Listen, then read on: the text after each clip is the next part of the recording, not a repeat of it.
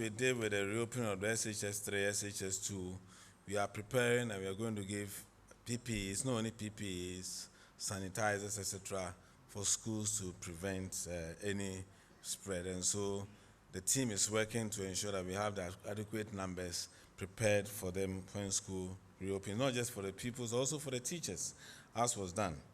We are also going to do enhance our education. We are preparing a special package for the younger kids, the lower primary and the rest, because all our messages are actually directed towards the adults. So we are preparing another message that we hope the media will help us to roll out, how we can ensure that these kids get the information they need, so they don't go to school and say, let me say, I like your red mask, so let's exchange your blue with mine.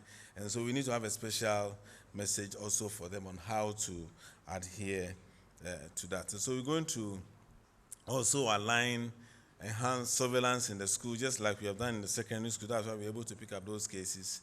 Engaging teachers, we are working with education closely to ensure that we have our facilities linked to their schools and that we have the school health teams visiting and making sure that all cases are picked up quickly. So that's what we're going to do. So what we are going to do now is even much more intense compared to what we did for the GHS 2, 3, and SS3, 2 and 3. Travel alerts. We have, in fact, that's why we have that system in place.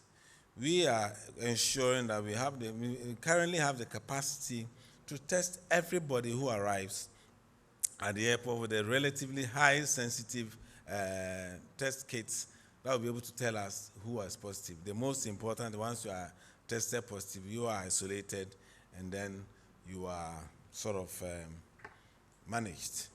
But the pre-travel PCR test also reduces the number of people who would have come into the country, especially already positive. You are not going to come because you'll be positive, you'll not be allowed to travel.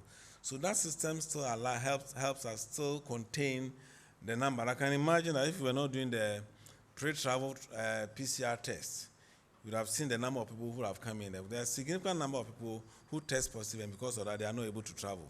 There are Ghanaians who are trying to travel, they test positive, and they can't travel.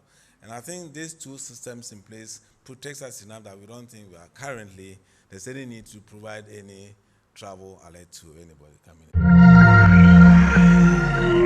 in.